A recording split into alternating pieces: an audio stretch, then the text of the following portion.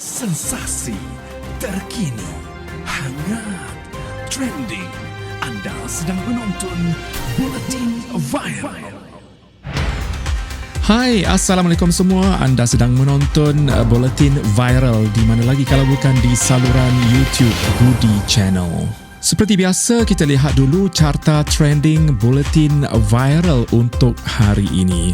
Berikut adalah 5 topik utama yang diperkatakan oleh netizen di sosial media ketika ini. Trending kita yang pertama. Betul ke Niloufar bakal mendapat bayi kembar? Trending kita yang kedua, baru umum kahwin, ramai pula yang mahu menaja perkahwinan Hakim Rusli. Trending kita yang ketiga, suara ke laut, budak TikTok jadi penyanyi dikecam tapi video muziknya lebih 1 juta tontonan. Trending kita yang seterusnya, Dini hadiahkan Jananik Vespa. Katanya berharga mencecah puluhan ribu ringgit. Trending kita yang kelima, netizen tegur Bunga Citra Lestari menayang foto seksinya di atas bot.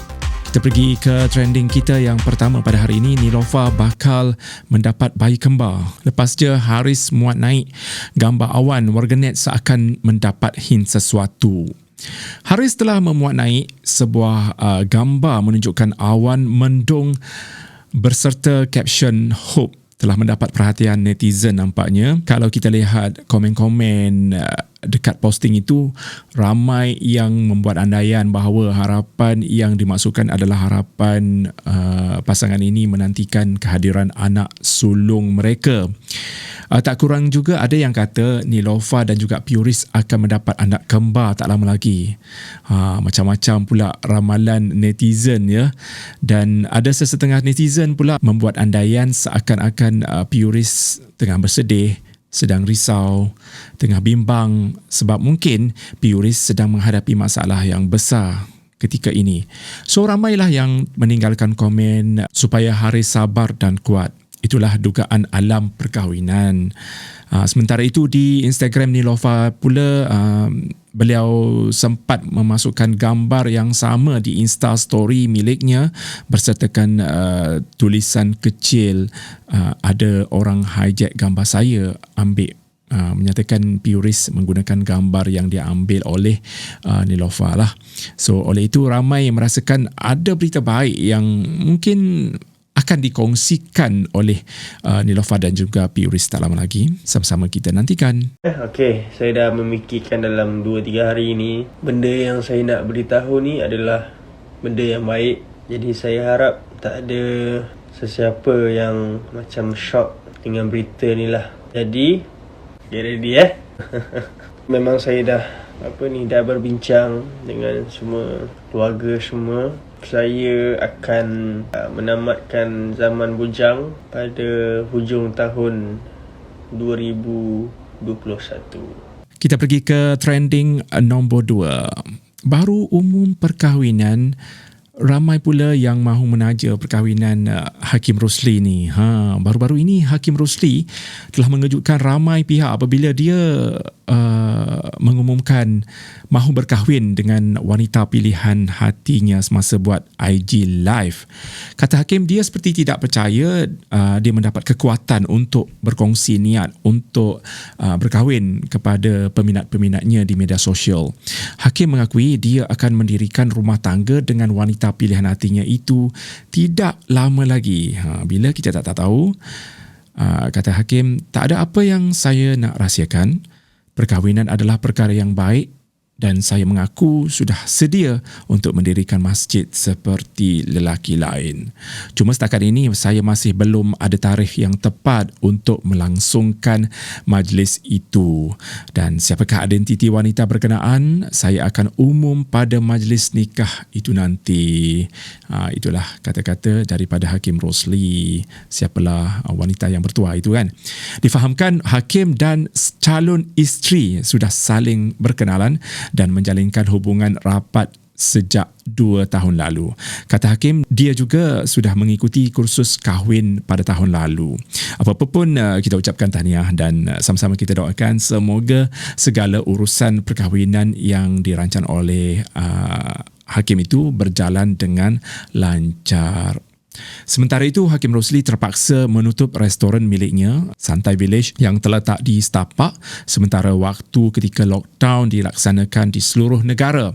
Hakim mengakui dia terpaksa mengambil keputusan itu demi menjaga keselamatan dan nyawa pekerja serta ahli keluarganya. Seterusnya kita pergi ke trending nombor 3. Budak TikTok, nama dia Su Haiza, dikatakan telah dikecam, tapi video muzik pula lebih sejuta orang yang menonton. Seorang bintang TikTok terbaru, Su Haiza, dikecam oleh netizen disebabkan oleh vokalnya yang dikatakan ke laut.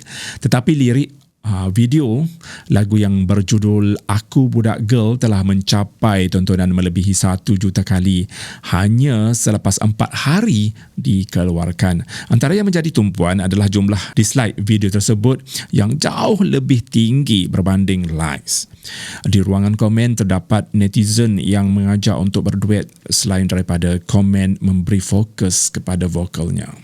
Hi guys, so I nak borak sikit sebab benda ni caught my attention. So baru-baru ni kita memang viral pasal isu Aku Budak Girl kan. Okay, first of all, benda ni terlalu banyak lalu kat FYPI, and sampai kadang-kadang video tu I rasa macam wait. Okay, dia bukan apa tau. Okay, first of all, dengarkan, I pun tak reti menyanyi, tapi ini sebagai pendengar, for me macam terlalu awal nak menyanyi. Lagu ni pun tak best pun, macam pitching lari apa semua. Tapi korang ni yang over buat video ni kadang-kadang macam melampau sangat. Kau faham tak? 1-2 video-video yang kau nak sekolah kan dia okey. Ni sampai sejak aku scroll aku pun macam kakak ada juga video yang macam sini-sini manja-manja, yang macam vibing dengan lagu dia. Tak kisahlah video-video manja-manja ikut kau lah kan. Ini yang macam kau melampau sangat. Kau macam boleh buat budak tu depressed. Kau faham tak? Walaupun begitulah lagu. First, kau tak nak salahkan dia kesemuanya tau. First of all, dia tu sign dengan kontrak. Lagu pun orang dah siapkan, kau tinggal nyanyi apa semua. Music, aturan semua orang yang buat kan. Dia tinggal nyanyi je. For me, suara dia okey. Jujur. Dia macam okey lah. Tapi macam lagu tu dengan music tu macam tak kena. Lepas tu ada yang kata, oh sebabkan ni lah aku suka dengar lagu barat. Actually, bukan kata apalah, I pun jujur ya. Kadang orang kat Malaysia ni banyak lagi bakat-bakat yang buat lagu kat SoundCloud tu yang patut dipenaikkan, tunggu masa untuk menyinar, tapi tak ada pun yang ni juga. Tapi bukanlah macam tu caranya. Macam over. Kau tak nak salahkan dia. Kau tunggulah kita tahu one day dia tengok kau komen semua tu kan, oh go, kelas vokal apa semua. Esok tak silap bulan masuk AJL, menang. Mana tahu. Kau nak benci, kau tak suka sikit-sikit dah. I pun dislike juga video dia, tapi taklah aku macam nak kat TikTok, kau faham tak? Sebab kita pun kalau tak suka something, kita kena tengok juga tau. Kau faham tak? Kau jangan tak suka melulu je kau tengok. Contoh, kau nampak orang tu luar jahat, dalam rupanya baik. Samalah perempuan tu nampak macam tak sedap, memang tak ada talent, tapi mana tahu di dalam dia pergi kelas vokal, kau tak tahu apa. So kita kena spread love. Janganlah macam tu. Macam I kadang-kadang I know yang ni kalau aku pun depressed juga, dia stress juga. Aku video aku kat mana tempat. Nanti ada lah yang komen, memanglah video dekat mana tempat, siapa suruh dia agree buat lagu tu? Itu I tak nak sentuh lah. Itu dia yang nak buat lagu tu, dia yang nak nyanyi. So dia kena pandai tanggung lah. Tapi kita ni kena tahu juga hati perasaan orang. Kau faham tak? Korang ni macam tak ada common sense, tak ada humor. Malas lah aku. So kepada Aku Budak Girl, kalau you tengok video ni, tak apa, you boleh usaha. You boleh usaha lagi. Ignore je lah hate yang melampau-lampau tu. Tapi kita kena ingat juga, tak semua orang pun suka kita. Okay, bye. Alright guys, seterusnya kita akan pergi ke topik trending nombor 3. Dini menghadiahkan Janani sebuah Vespa yang dikatakan harganya mencecah puluhan ribu ringgit. Sempena hari jadi pada tahun ini, Janani telah menerima sebuah Vespa berwarna merah daripada buah hatinya. Siapa lagi kalau bukan Dini kan? Wow, sweetnya tengok video diorang kat Instagram. You guys dah tonton ke belum? Menerusi carian yang dibuat, Vespa varian Primavera 150 yang dikatakan sebagai skuter mewah berharga lingkungan RM17,000 dan mampu mencecah RM20,000 mengikut spesifikasi yang dikendaki. Ini termasuklah varian yang dikatakan dimiliki oleh Janani yang dilihat telah dihias khas berwarna merah sekaligus menampakkan lagi ciri-ciri premium Vespa tersebut. Dekat ruangan komen, rata-rata pengikut mendoakan supaya pasangan kekasih ini, Janani dan Dini, cepat-cepat kahwin. Alright, kita pergi ke trending nombor 4. Netizen menegur Bunga Citra Lestari tayang foto seksi berbikini naik bot di tengah lautan. Baru-baru ini Bunga Citra Lestari memuat naik gambarnya menaiki bot di tengah lautan. Namun begitu, pakaiannya pula mencuri perhatian netizen apabila BCL dilihat hanya mengenakan bikini di atas bot tersebut. Rata-rata netizen kurang senang dan merasakan kasihan dengan arwah suaminya, iaitu Ashraf Sinclair. Alright guys, kita pergi ke topik trending nombor 5. Bukan sekadar bungkusan makanan, sama-sama kita lihat sendiri gaya kreativiti AMI mengabadikan BTS meal. Malaysia telah menjadi negara Asia pertama yang dipilih untuk World Tour menu istimewa kolaborasi antara McDonald's bersama dengan BTS. Bahkan BTS Meals mendapat sambutan yang memberangsangkan seawal ia dijual secara rasmi. Istimewanya di Malaysia, bekas makanan untuk BTS Meal dikatakan istimewa, sangat-sangat special dengan rekaan yang cukup cantik sehinggakan ramai peminat-peminat BTS mengambil keputusan untuk mengabadikan BTS Meal ini dengan penuh kreativiti masing-masing. Kalau kita tengok di media sosial, ada segelintir peminat yang menyimpan dalam bekas khas, letakkan dalam frame dan banyak lagi untuk dijadikan sebagai koleksi peribadi. Dan hari itu pun boleh tengok Faiz Diki pun ada melukis sebuah lukisan yang mana lukisan tersebut mengabadikan beberapa elemen-elemen ataupun komponen-komponen macam bungkusan, tempat letak sos dan sebagainya itu. Dan bukan itu saja, ada juga peminat yang menjadikan bekas makanan sebagai casing telefon bimbit dan dari bekas minuman menjadi sebuah tumbler. Malah ada juga yang mengubah bekas makanan menjadi keychain. Kreatif sungguh para peminat BTS ini dalam mengabadikan bungkusan makanan BTS meal ini. Bagi anda pula yang tidak tahu bagaimana mahu menyimpan seperti yang kita tunjuk tadi, semoga perkongsian ini sedikit sebanyak akan membantu anda. Alright guys, dalam berita yang lain pula, sebuah organisasi haiwan telah memuat naik gambar seorang aktivis tidak berpuas hati dengan BTS atas alasan mempromosikan ayam yang telah mati. Lantaran itu, Peta Asia, iaitu sebuah organisasi hak haiwan terbesar dunia, telah memuat naik gambar beserta caption di mana ada peminat yang kecewa apabila BTS mempromosikan ayam yang mati, iaitu menu BTS meal mengandungi nugget ayam. Menurut caption Peta Asia di sebuah posting yang dikongsikan, BTS meal menawarkan nugget ayam diperbuat daripada daging ayam yang telah diseksa semata-mata untuk dijadikan makanan. Tambahnya lagi, penyiksaan yang dirasai hidupan seperti ayam haruslah difikir setiap kali melihat menu makanan. Namun begitu, ramai yang tidak bersetuju dan mengkritik tindakan Peta Asia membuat posting sedemikian rupa. Rata-rata meminta organisasi itu untuk menghormati pilihan setiap individu kerana tidak semua orang memilih hidup sebagai vegan. Malah ada juga yang menyuarakan rasa tidak puas hati dengan menganggap mereka telah melampaui batas dan menggunakan nama BTS untuk kepentingan agenda mereka sendiri. Bukan itu sahaja, para netizen turut mengatakan mereka menghormati pihak Peta Asia untuk tidak makan daging, tetapi seharusnya pihak Peta Asia menghormati pilihan yang diambil orang biasa untuk nikmati daging.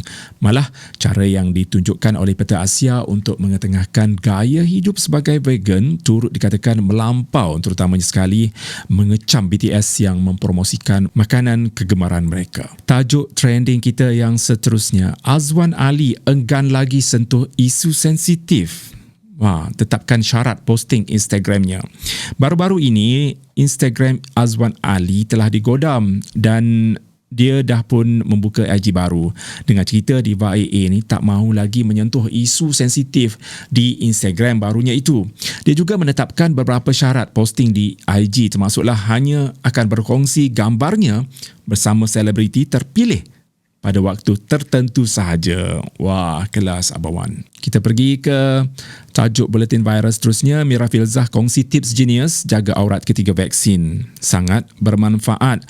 Ramai juga sebenarnya di kalangan selebriti Malaysia berjaya mendaftar sebagai penerima bagi dos suntikan vaksin AstraZeneca. Dan antara ramai-ramai, Mira Filzah antara yang bertuah mendapat suntikan dos pertama vaksin tersebut. Rata-rata ramai peminat Mira bertanyakan jenis pakaian yang bagaimana sesuai dipakai untuk suntikan vaksin. So Mira Filzah ada berkongsi tips pakaian yang dapat menjaga aurat ketika vaksin. Berdasarkan tips yang Mira kongsikan di Instagram Story, Mira Filzah menyatakan pemakaian baju berlengan besar memudahkan urusan untuk menyingsing lengan baju sebelum suntikan dilakukan.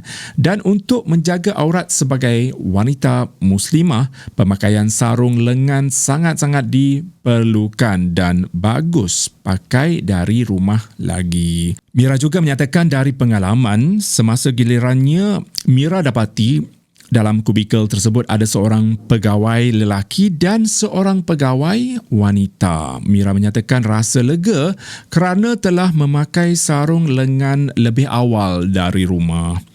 Bagus tips pakaian yang dikongsikan oleh Mira ini, ianya sangat berguna buat anda semua wanita-wanita kaum hawa yang menjaga aurat sambil menerima suntikan vaksin yang akan datang.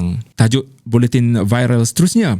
Maki hamun Catriona Rose, suami Saad tak setuju ulasan balik kampung ketika PKP. Sebut saja nama penyanyi Suhaimi Saad, pastinya ramai tahu bahawa bekas anggota kumpulan nasyid intim itu pernah mencetuskan kontroversi kerana pendirian anti-vaksin dan pernah membuang ubat hospital. Terbaru, Suhaimi Saad mengumumkan dirinya meletak jawatan sebagai penyanyi nasyid. Perkara itu dimaklumkan oleh Suhaimi Saad menerusi Instagram miliknya. Menerusi entry itu, Suhaimi turut meminta orang ramai tidak lagi menggelarkan dirinya sebagai ustaz dan akan menyekat pengikut yang memintanya menyanyikan lagu intim ketika sesi live. Wow, garang betul. Dalam pada itu, Suhaimi Saad turut memberi amaran kepada haters supaya tidak lagi mengganggu hidupnya. Sebelum ini, Suhaimi Saad sekali lagi menjadi perhatian ramai apabila memuat naik posting di Instagram dan dilihat begitu marah kepada Catriona Rose. Ceritanya macam ni. Beberapa hari yang lepas, Kak Kek ada memuat naik satu video di akaun Instagramnya. Dalam video itu, Kak Kek meluahkan rasa kesal dan kecewa dia terhadap perangai segelintir masyarakat kita yang terlampau menyalahkan kerajaan. Tapi sampai tak sedar, itu adalah salah kita sendiri. Kak Kek merasa geram dengan sikap mereka yang masih ingin pulang ke kampung pada hari raya yang lalu sehingga wujudnya kluster Aidilfitri. Selain itu, dia juga kesal apabila ramai yang menyuarakan ketidakpuasan hati mereka apabila kerajaan nak full lockdown sedangkan rakyat sendiri yang meminta. Perkongsian Catriona Rose ini menjadi perhatian dan mendapat sokongan ramai kerana menganggap kata-katanya ini sangat masuk akal. Berbalik kepada Suhaimi Saad ini, dia menganggap tindakan Catriona Rose itu sebagai tak wajar kerana turut mengeluarkan kata-kata yang agak kasar dalam videonya itu.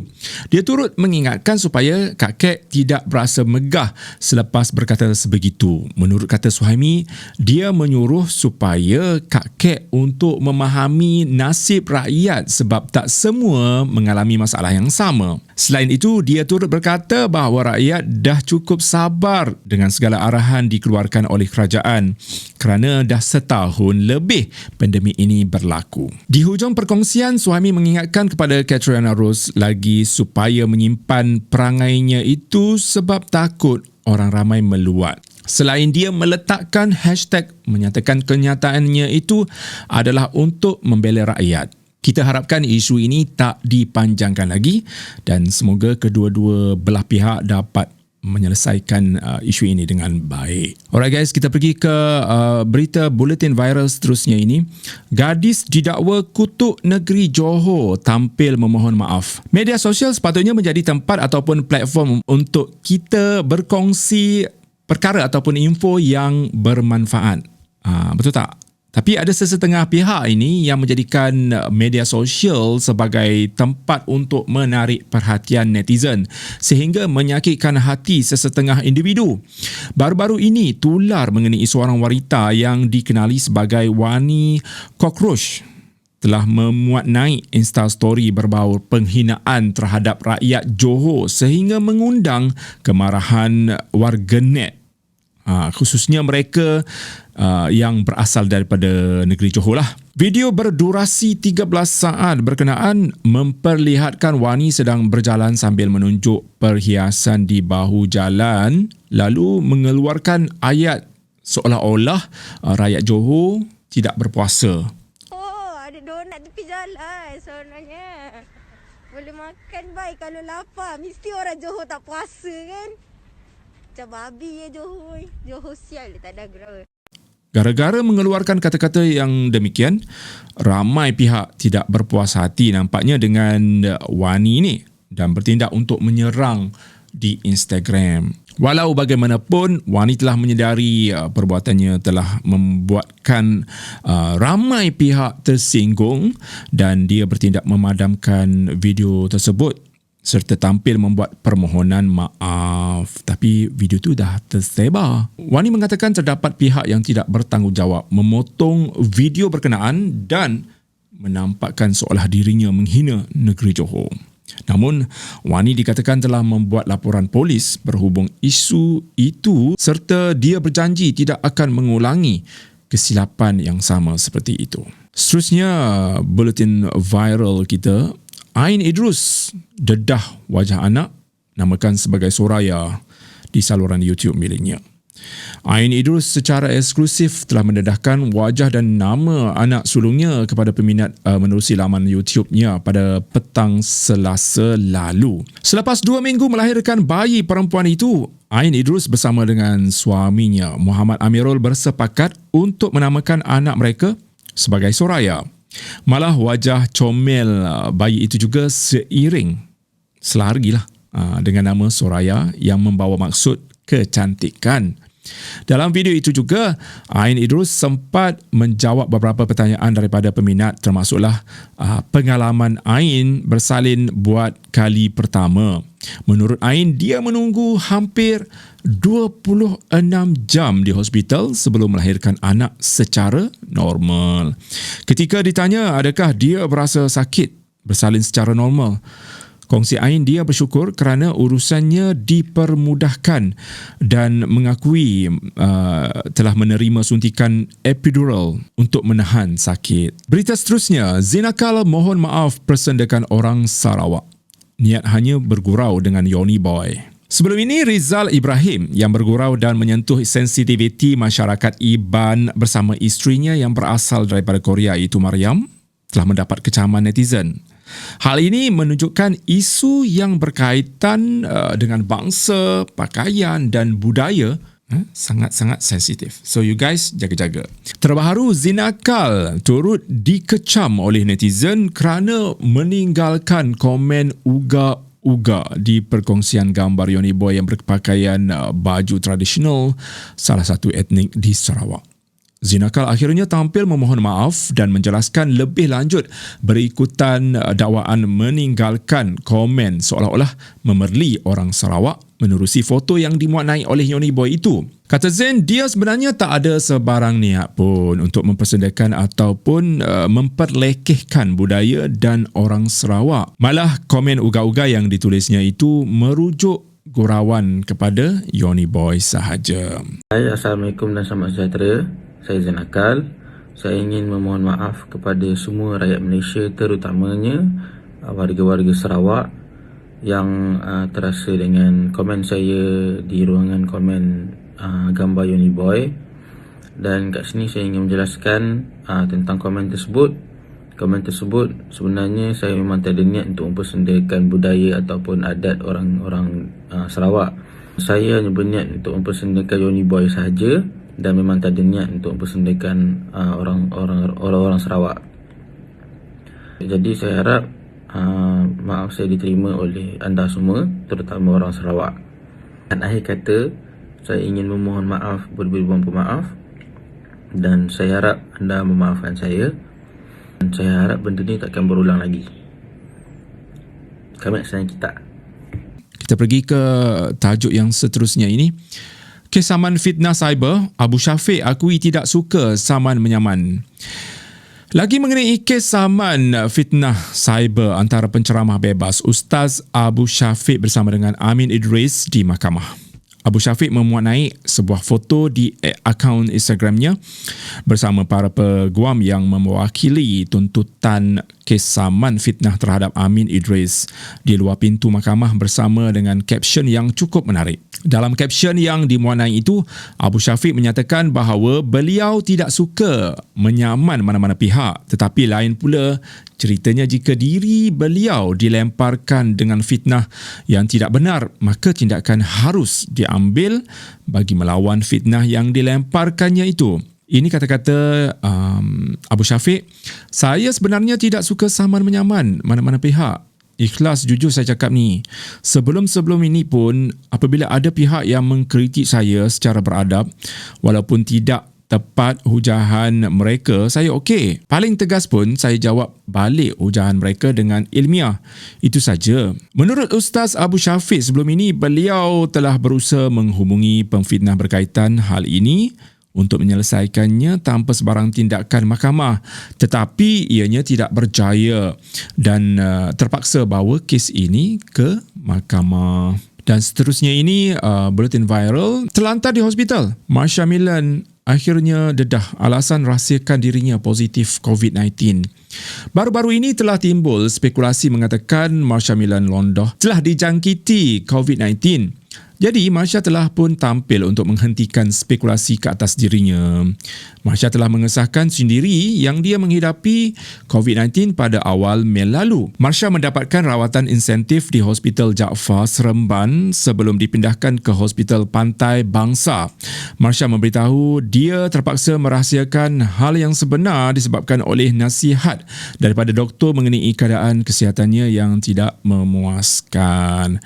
Marsha memberitahu keadaan fizikal dan mentalnya menjadi sangat lemah selepas mengetahui dia terkena COVID-19. Marsha juga berkongsi mengenai keadaan emosinya yang tidak stabil dan cukup-cukup terjejaslah dengan teruk sekali serta bimbang dengan keadaan yang dihadapinya. Pada masa yang sama, dia juga turut meluahkan rasa sedih apabila bapa mentuanya menjadi salah satu korban COVID-19 pada baru-baru ini.